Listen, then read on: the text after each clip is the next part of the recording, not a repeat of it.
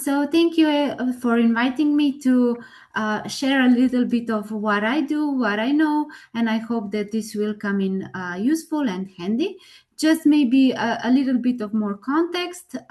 So I started my professional career as an event management agency, and I now also combine my previous experiences in my teaching, research, and consulting, focusing on also, among others, but also on sustainable events.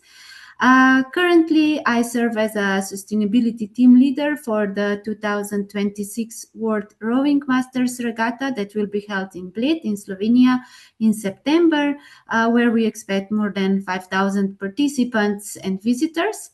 So events from small corporate meetings to the Olympic Games are an underexplored, I would say, but enormously impactful part of the tourism as a system. So over the next 15 minutes, I will try to give you some general understanding on the events and why they matter, not only economically, but also in terms of the all three sustainability pillars, and how to basically mitigate negative impacts, and how to plan and organize a credible sustainability strategy. And I will also give you some of my examples. So, okay. So events are a structural part of how the modern economies also function. You are probably all aware of the MICE of meetings, incentive and conferences and exhibitions, and are aware that these are not, let's say, peripheral activities. There are core business says, especially in some destination, they contribute significantly to the international tourism, since according to also the UN tourism data, such travelers typically spend more, about 3 to 4 times more per day than leisure tourists, and their impact on the global level or in terms of the revenue generated and jobs is also substantial. But not all events are business meetings. And also from what I've seen from today's participants, there are also other events that can be organized. And this large category and our main focus of today are so-called some special events or mega events, because they can serve as an example what can be done on a large scale, and which can be then applied also to lower scale events. Here we kind of will use, let's say, an understanding that learning from big events and seeing their good or sometimes even best practices can be then applied to smaller events. So since I'm referring to the special events, these are major one-time or recurring events of limited duration. They are developed primarily to enhance the awareness, appeal, and profitability of a tourism destination. And they also capture something important, that events are not just, but can be also for entertainment.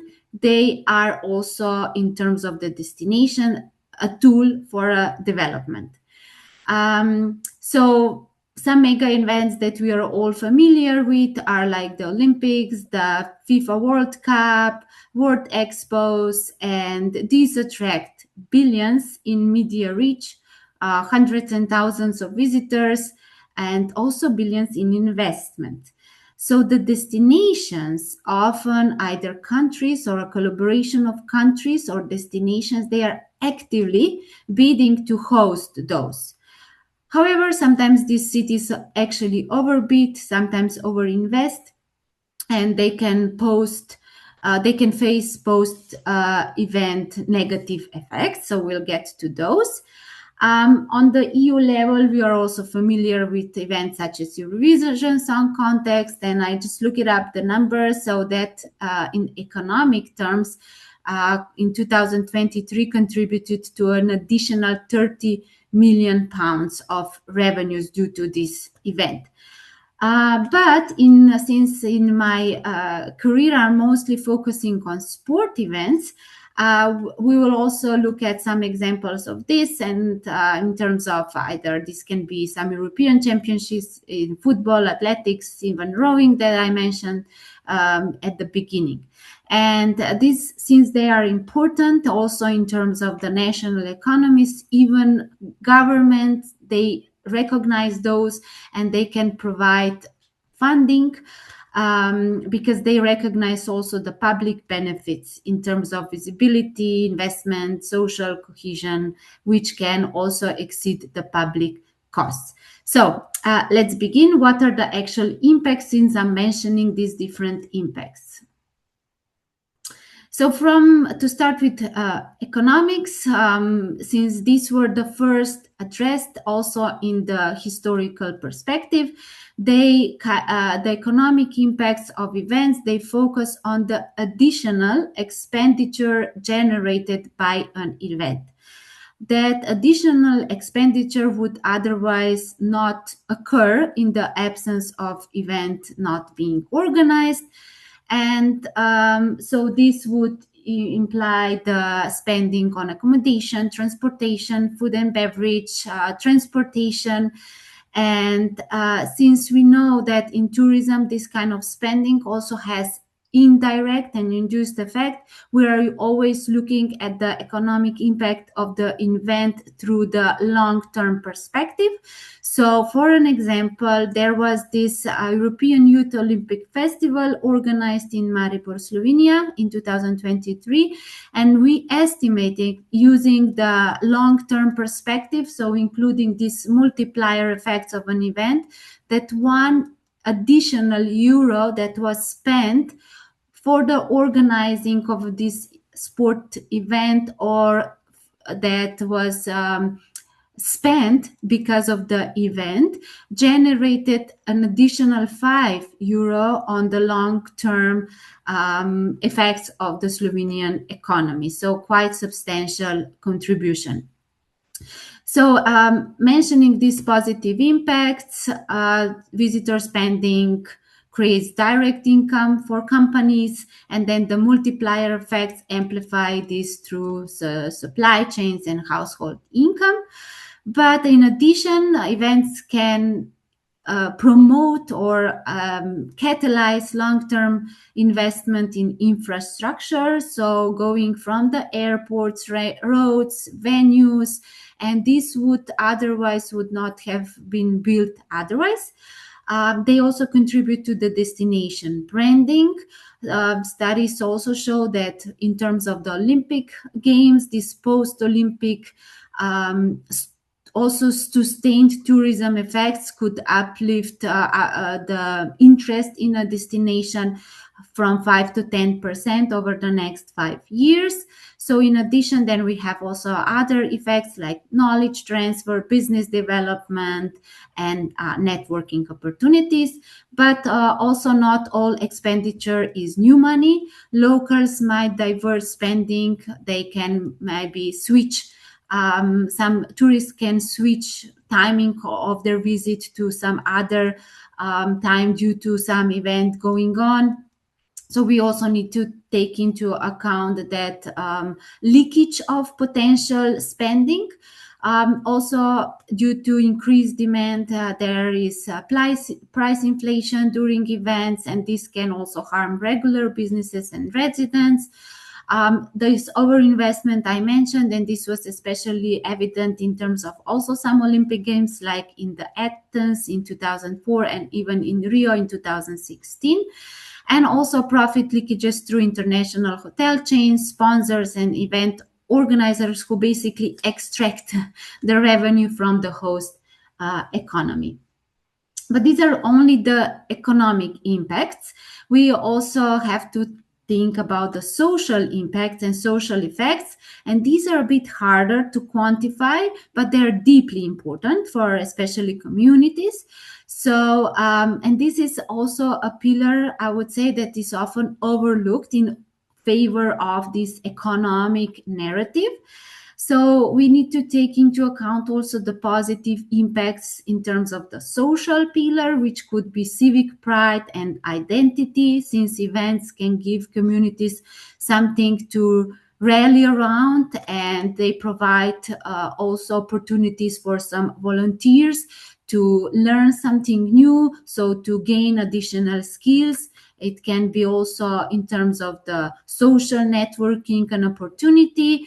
So this social capital that can be developed or built during the event can also reinforce the community sense of place and some shared values, and provide some partnership opportunities between different stakeholders. But also there are negative impacts, because the events can disrupt the day-to-day or daily life of the residents. So in terms of additional traffic, noise, loss of parking, access to public spaces, this basically affect the daily life of the residents. There can be some displacement, some in housing constrained cities. Events can accelerate short-term rental prices and displace the residents. So also we've seen from events in the past that there was some community backlash, so community, the locals not being satisfied, especially in very touristic cities such as Barcelona. So maybe you can even give us some examples from your home destinations. And there's a risk of exclusion of some vulnerable groups that cannot have access to some particular infrastructure due to event. But we can always ask ourselves to whom the event serves and who are those that the impact is the most substantial on. But now moving on to the environmental impacts, because nowadays a lot of the discussions are focused on the environmental impacts, because this is also technically speaking very complex pillar. And in economics, we have this already established systems how to measure the economic impacts, but in the environmental perspective, this is still, let's say, a developing field. Because there can be both, again, positive and negative impacts. I'm listing some of those just to be aware what are the potential impacts of either small or large scale event. And usually we are focusing on the negative ones, that especially on the travel and transportation, since when we are talking about some international events, visitors, participants can fly in from various countries, and this presents a major environmental impact, negative one. Then we also have, in terms of the infrastructure, when building some additional infrastructure, this has both positive and negative environmental impacts, but not just focusing on the bad impacts or negative ones.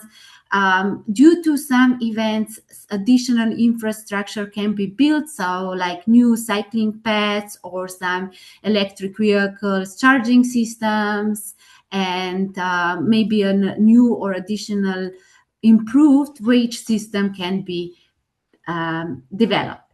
Now, these are the impacts. We have to be aware of those, but how to mitigate those? First, we usually apply this management hierarchy in terms of avoid first, then reduce, and if those two can be done, we can offset and report the impact. So the avoiding, I will give you more concrete examples. So in terms of the transportation, since this is the biggest environmental impact, we can choose venues that are accessible by rail or bus, or so public transportation. We can choose venues where we already have this infrastructure in place. Even in terms of organizing events, although they can have positive impacts, we can always think twice if this can be done also online, if there is some non-essential travel, especially in the preparation phases, possible.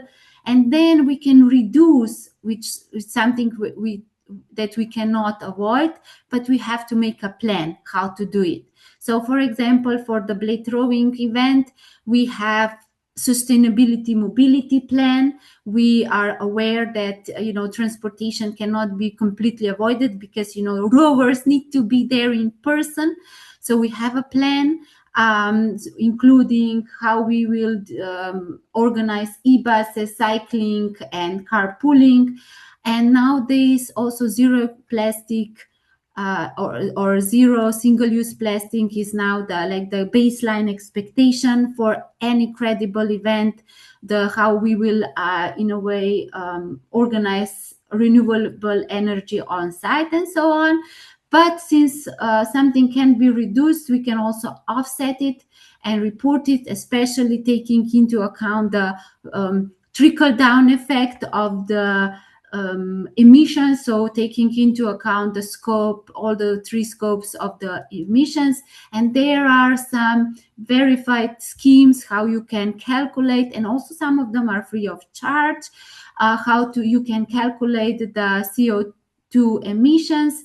And I'm giving you here a link, and I understand that these slides will be shared and available. I'm giving you a link how this was done in Planica, which organizes World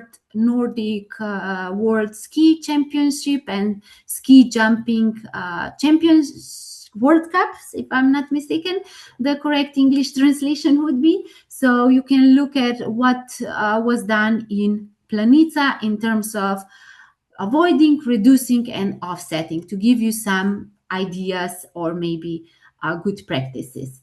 Now, in terms of the sporting events, international organizations like in International Olympic Committee, even in terms of the world rowing events, they have very strict already requirements. What is a sustainable event and how we need to organize one. So it's always wise to take a look at what is already available, either in a specific, let's say, discipline, or in some others, to learn something out of it. But let's go to a very concrete examples. So we need to plan this in order to reduce or avoid, reduce, and then report or offset. We need to have a plan. We need to have a strategy. It's wise that we embed the sustainability strategy in the overall event strategy. And I would suggest you to, when doing some event organizing and coming up with a strategy, to organize it around 3 pillars. So environmental, social, governance, slash economic. Set a very clear vision and mission. What do you want to do with this event? With, for example, with the blade throwing event, we want to leave blade as least as good as we found it. And then set topics or priorities for each of those pillars. And this is not a one-man band job. It usually requires a team. So also for the blade throwing event, we have a sustainability team, including members from different representatives of different stakeholders. So you would want to have somebody from the destination management. So for the participants today here, take that spot in a sustainability team, because your expertise and your views matter. So it needs to be like inclusion of different stakeholders, and then make a plan. So, for example, going back to the transportation and the mobility, select the topics, couple of those. Don't go through too broad, because then you will just lose control and focus on the details. But identify which impacts are the most prevalent, which are the biggest, and focus on that ones. Yes, you can also identify some low-hanging fruit, something that can be easily applied, but start with those who make the biggest impact. And then specify specific action, which can be like e-bus transportation. Identify who is responsible for that, and not only the organization, but specific person. So, hey, Dasha, you will be responsible for organizing these e-buses. And set a metric, how you will measure if you achieved a progress and what is your target. Only then you can actually achieve something of impact. And then communicate communicate what you are doing, start communicating early on before the event actually happens, so also the participants will understand what is the context of the event. And take this opportunity also to educate the participants, because you are gathering so many people at the same point at the same time, so this is the communication can really be effective and you can really reach a lot of participants. But also, communicate what you are doing well, but also what you're not doing that well just yet. So you need also, let's say, help from the participant, and avoid some very green claims, something like green, our event is going to be green. Perfect. But what is going to make the event green? What is going to make it sustainable? Be very specific.